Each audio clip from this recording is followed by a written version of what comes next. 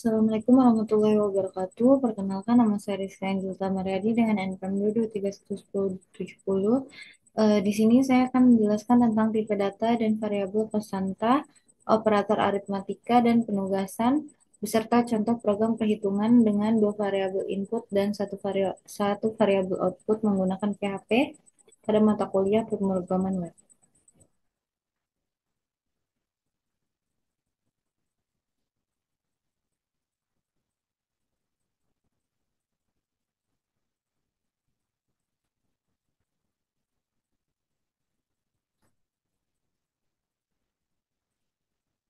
Di sini saya akan membahas tentang tipe data. Apa itu tipe data? Tipe data adalah kategori yang digunakan untuk menentukan jenis nilai yang dapat disimpan dalam variabel. Dalam PHP, tipe data membantu dalam perhitungan dan pemrosesan. Lalu selanjutnya jenis-jenis tipe data skalar. Yang pertama ada integer, yaitu menyimpan bilangan bulat baik positif maupun negatif. Contohnya ada 0. Data ini dapat digunakan dalam operasi aritmatika. Contoh programnya ada di bawahnya. Yang kedua ada float. Float itu menyimpan bilangan desimal atau pecahan. Contohnya 3,14 minus 0,001 dua bukan presisi. Contohnya ada di bawahnya.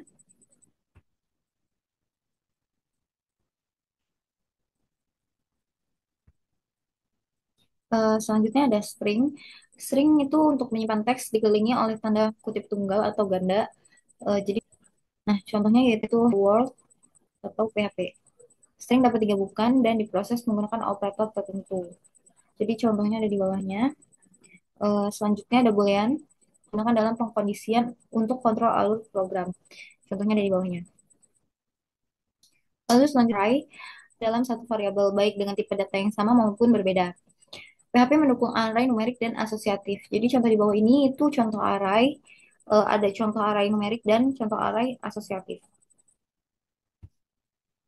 Selanjutnya ada objek, yaitu instance dari kelas yang dapat fungsi. Objek memungkinkan pemrogram berorientasi objek. Nah, yang di bawah ini itu ada contoh dari yaitu ada kelas mobil, public, merek, public model, dan selanjutnya data yang menunjukkan tidak ada nilai atau variabel yang tidak terisi, dapat dideklarasikan dengan menggunakan kata kunci nol. Jadi dolar, tanda dolar, data kosong dengan nol. Selanjutnya di sini ada variabel. Jadi apa itu variabel? Variabel adalah tempat penyimpanan data yang dapat berubah selama program dijalankan. Jadi dalam PHP setiap variabel diawali dengan simbol dolar, diikuti dengan nama variabel. Variabel memungkinkan untuk menyimpan dan memanipulasi data dengan cara yang fleksibel. Di sini ada deklarasi variabel di PHP. Kita tidak perlu deklarasi tipe data variabel secara eksplisit atau secara jelas gitu ya. Tipe data itu akan ditentukan secara otomatis saat kita memberikan nilai ke variabel. Jadi bawahnya ada contoh deklarasi variabelnya. Selanjutnya ada aturan penanaman variabel. Untuk mendeklarasikan variabel ada beberapa aturan yang perlu diperhatiin.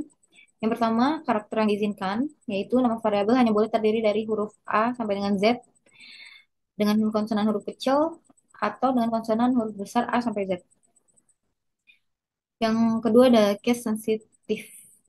Jadi nama variabel bersifat case sensitif, artinya dolar nama, dan dolar nama dianggap sebagai variabel yang berbeda. Jadi ketika kita nulisin apa namanya nama variabelnya itu menggunakan huruf kapital atau huruf kecil gitu ya, itu disebut dengan eh, variabel yang berbeda. Kenapa? Karena hurufnya itu berbeda gitu. Terus yang ketiga, tidak boleh menggunakan kata kunci.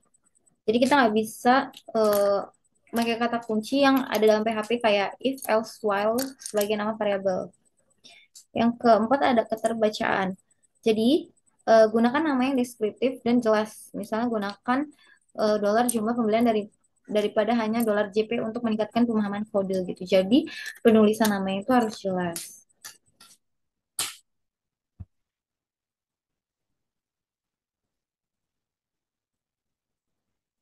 Nah, selanjutnya di sini ada konstanta. Jadi konstanta itu apa? Konstanta merupakan nilai tetap yang tidak dapat diubah setelah dideklarasikan. Jadi konstanta biasanya digunakan untuk menyimpan nilai yang bersifat global dan tidak berubah sepanjang program. Mendeklarasikan konstanta dapat dideklarasikan konstanta menggunakan fungsi define atau dengan menggunakan kata kunci cost. Nah, di bawah ini ada contoh cara untuk mendeklarasikan konstantanya. Lalu di sini ada menggunakan konstanta. Jadi setelah deklarasikan, konstanta dapat digunakan di mana saja dalam kode.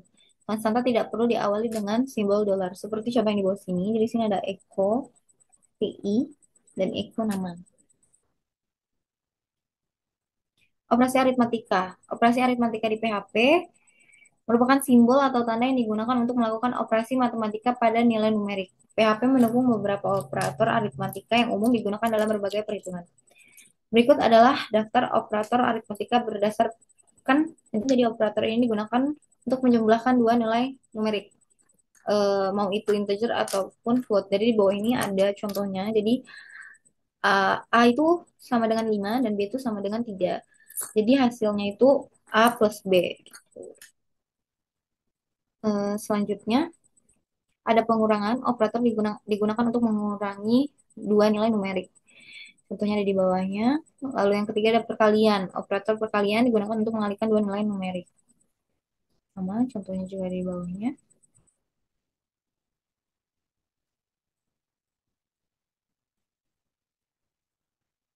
Lalu yang keempat itu ada pembagian. Operator ini biasanya digunakan untuk membagi dua nilai numerik.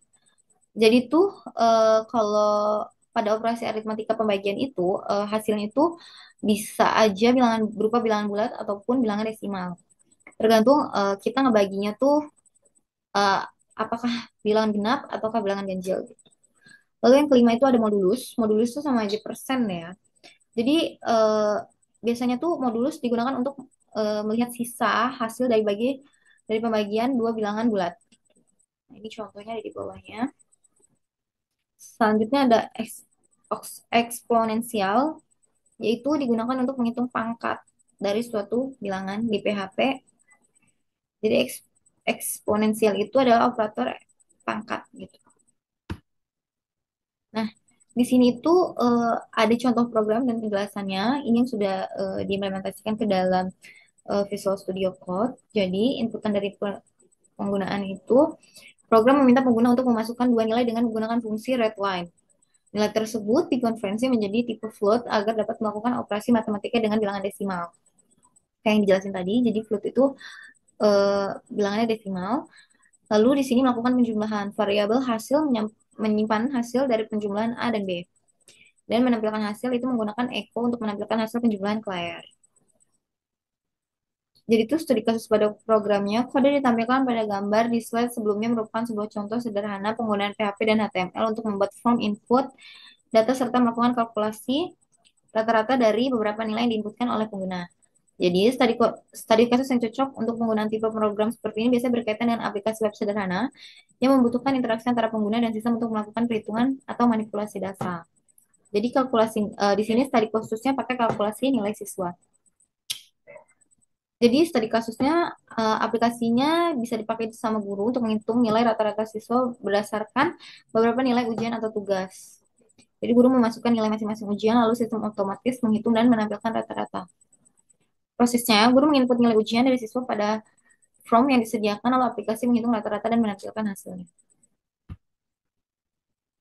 Nah, di sini ada penjelasan programnya. Nilai dan dihitung rata-ratanya. Lalu yang kedua mengumpulkan nilai menggunakan look for, program mengumpulkan nilai dari pengguna dan menyimpannya dalam array nilai. Lalu yang ketiga menghitung total nilai. Program menggunakan loop for each untuk menjumlahkan semua nilai yang ada dalam array nilai. Hasil penjumlahan disimpan dalam variabel total. Terus selanjutnya menghitung rata-rata. Rata-rata dihitung dengan membagi total nilai dengan jumlah nilai. Jadi di sini pakai ininya total sama jumlah nilai. Lalu yang terakhir menampilkan hasil, program menampilkan hasil rata-rata layar. Seperti contoh yang ada di sebelah sini. Jadi di sini kita masukin nilai yang pertama dulu atau nilai A. Di sini kita masukkan nilai B dan di sini kita masukkan D. Sebenarnya perhitungan ini bisa menggunakan dua nilai saja, tetapi di sini kita ngambil contoh pakai tiga nilai. Selanjutnya kita hitung dan hasil perhitungannya akan keluar. Menurut saya cukup sekian penjelasan dari saya. Apabila ada kesalahan kata atau penjelasan yang kurang jelas, saya mohon maaf karena saya masih belajar juga. Saya akhiri. Wassalamualaikum warahmatullahi wabarakatuh.